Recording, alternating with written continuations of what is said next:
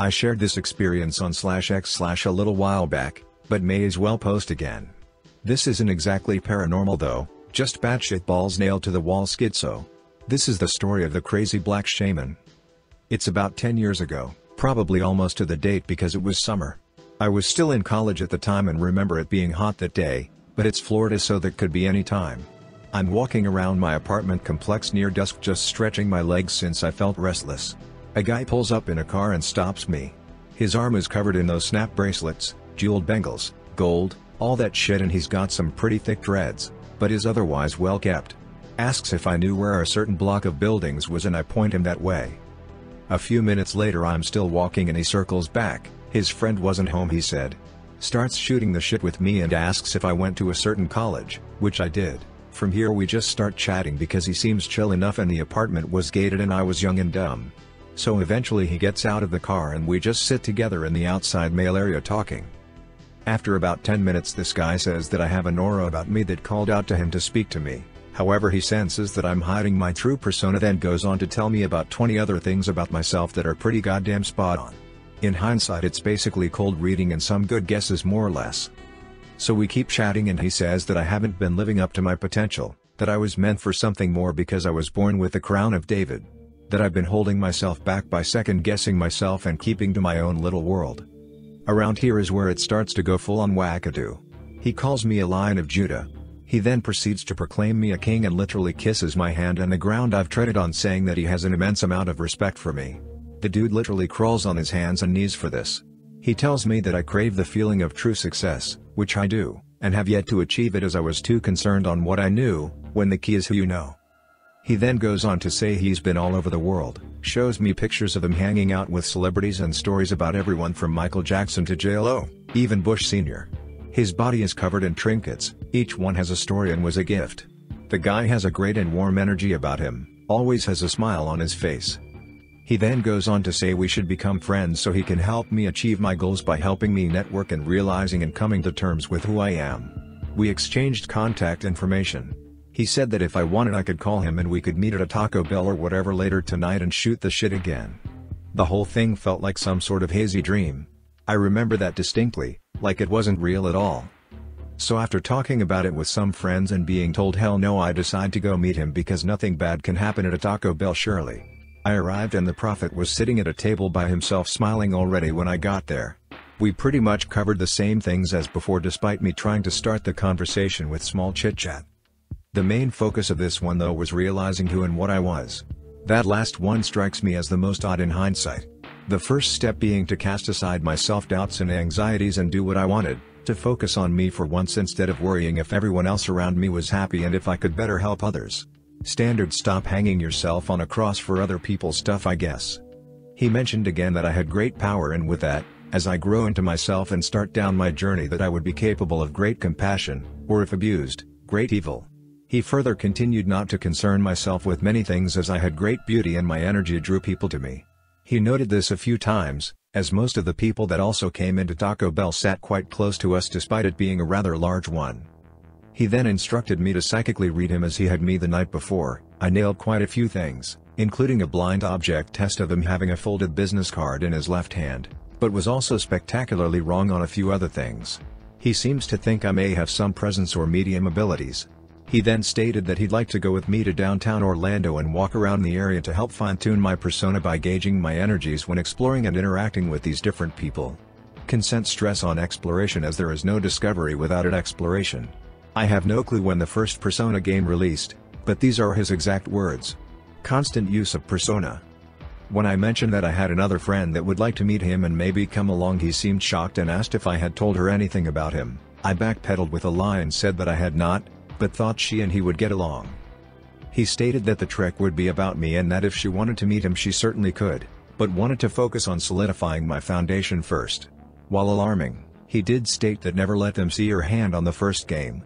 You're still building yourself. If you let her in, you're giving her the blueprints to your foundation, and who knows, she might have it in her head to take out a load-bearing stone one day and fuck you up. I eat a taco and say I'll think about it and leave. We exchange numbers. The weird dream-like feeling hits again during the meeting and drive back.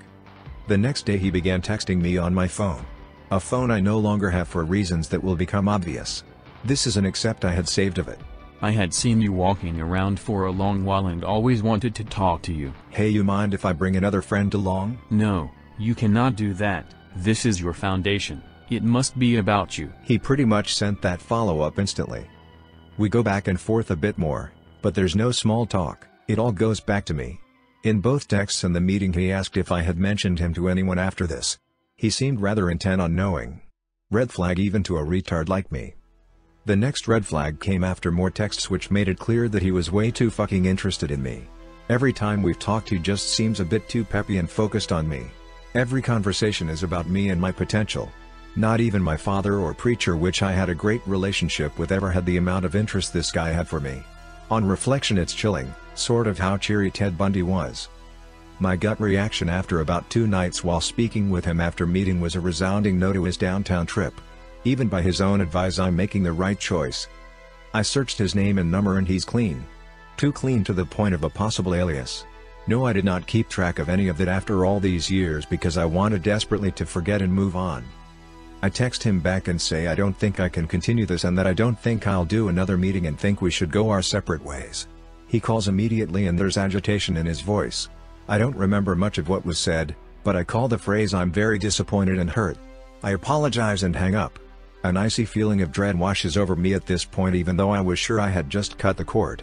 I ignore it, but I think I may have some intuition after all because the next year was a waking nightmare. He continues texting me off and on asking how I am and if I've reconsidered. I tell him I'm sticking to my last message, but wish him well. He keeps texting me multiple times a day every day for the next week. I eventually delete his contact from my phone and I block his number. A few weeks go by and I see his car in the distance of the apartment complex. I freeze, but remember, hey, he had a friend who lives here, not a big deal. And just walk in the opposite direction. When I go to my part-time job or college, I see his car parked in parking lots before I arrive. Sometimes on the road. Maybe it was my imagination, but I could swear it was him. It was one of those old boxy Volvos with a yellow Billabong sticker on the back bumper and a CD hung from the rearview mirror. It's been about a month since I last texted him and I'm in the Target on the corner of Goldenrod and University in Winter Park, Florida, just shopping for some bullshit. I can't even remember what I was buying, but that dreamlike feeling hits me again and I look forward to a plastic display and catch something. In the reflection.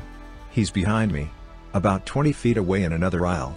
Not shopping or looking at anything. He's just standing there. Looking dead ahead at my back. I walk on and pretend not to notice, but leave the store without buying anything. The next day I drive to Walmart and buy a hunting knife. On the way home I stop by the police department and they say they can't help with anything. At this point my stress is through the roof. That's when I get it, a text when driving home from an unknown number.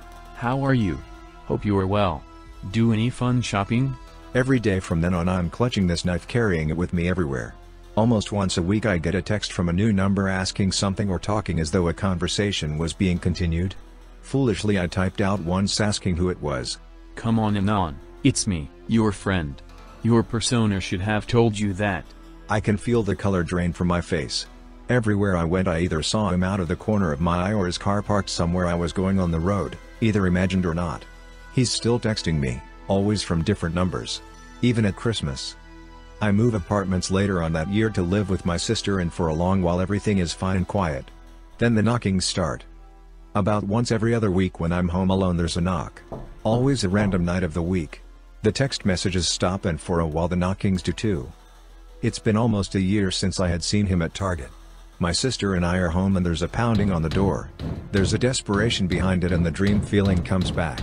It goes on for a full 3 minutes before it stops. She's wide-eyed and begins to quietly sob. Later on, alone in my room, I come to that feeling myself. Text messages continue. It's fun going to new places, don't you agree? I get a new phone, new number, everything. I have a friend drive me to a lot and trade in my car. My sister and I move apartments again and terminate our lease. I get a new job. A bit anticlimactic, but I haven't heard from him since and now possess a very large collection of guns. My new apartment layout also affords me an Overwatch position with a kill zone and single point of entry. I started working out and became more aggressive in my career, basically transforming as a person. I haven't thought about the crazy Black Shaman in a while, but looking back as I've typed this I almost think he got the change he was looking for in the end.